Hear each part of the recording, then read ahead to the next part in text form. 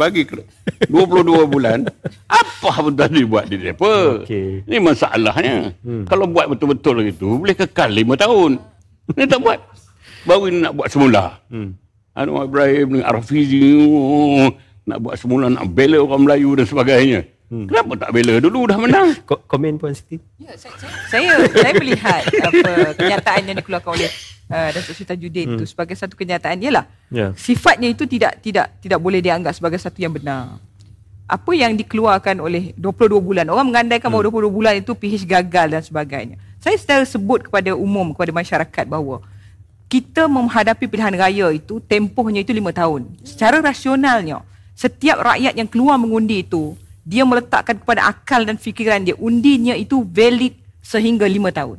Tetapi dalam tempoh 22 bulan itu, berlakunya pengkhianatan, berlakunya apa yang disebut sebagai hilang kepercayaan, maka berlakulah apa yang disebut sebagai langkah syaratan dan sebagainya. Saya mengulangi kepada ramai pimpinan-pimpinan, ada kawan-kawan saya daripada UMNO dan sebagainya, saya sebut kepada mereka. Daripada kalau PKR pun ada. Daripada keadilan, daripada Bersatu dan ramai sebenarnya. Yang melibatkan keadilan, kita tak boleh nafikan. Itu realiti umum yang rakyat perlu tahu. Tapi kita sebut, kalau betul pada ketika itu, ketika langkah syaratan itu berlaku, UMNO tidak bersetuju bahawa Bersatu tidak harus jadi kerajaan.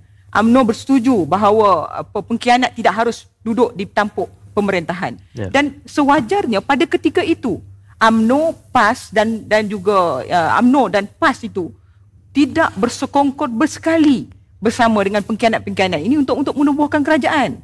Dan bagi saya lebih ada rasa hormat rakyat di peringkat bawahan seandainya pada ketika itu PAS dan UMNO mengambil pendekatan untuk membubarkan parlimen pada saat itu. Memberikan mandat nyata semula kepada rakyat dan menjadi kerajaan. Tetapi macam tadi Datuk sebutlah kan, orang kata apa Datuk Seri sebut tadi, bila soal kuasa, bila soal nak dapat Datuk Seri, bila soal nak jadi menteri, maka akhirnya iman tu lagi sekali ni iblis datang, syaitan datang menggoda dan akhirnya mereka bersetuju untuk berada dalam satu kerajaan yang tidak diiktiraf oleh rakyat secara total. Dan akhirnya kerajaan itu terbentuk bukan kerana kami gagal untuk mengembalikan apa yang baik kepada rakyat, tetapi kami dinafikan hak kami untuk melakukan yang terbaik kepada rakyat. 22 bulan itu kami dinafikan untuk menyiapkan rumah yang terpaksa kami baiki, yang akhirnya nak buka untuk terima tetamu supaya tetamu datang dalam keadaan yang lebih selesa.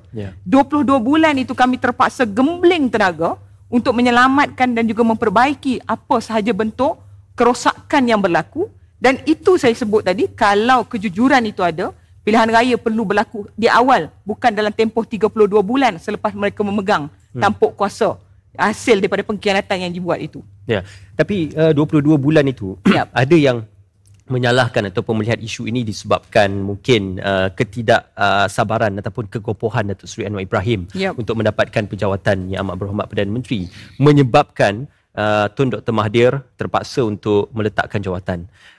Ini satu isu yang seringkali dimainkan dan juga dimomokkan. Apakah dalam PRU15 PH akan lebih berhati-hati dalam merencana siapakah gabungan-gabungan yang akan disertai kerjasama, khususnya gabungan baru yang kita sedia maklum muda merupakan protege kepada... Saya nak menjawab dulu yang terlebih dahulunya. Dia bukan soal kegobohan orang yang bernama Anwar Ibrahim untuk menjadi Perdana Menteri. Ia adalah soal bagaimana seorang individu yang terikat pada janji namun dia mengkhianati janji itu. Saya nak sebut dengan jelas sebab soal Datuk Seri Anwar Ibrahim diangkat menjadi Perdana Menteri itu ialah konsensus bersama yang dibuat sebelum pilihan raya ke-14 berlaku dan ia dipersetujui oleh semua pihak. Namun apabila selesai kita menghadapi pilihan raya, menang, Alhamdulillah, Allah kurniakan kemenangan di Putrajaya.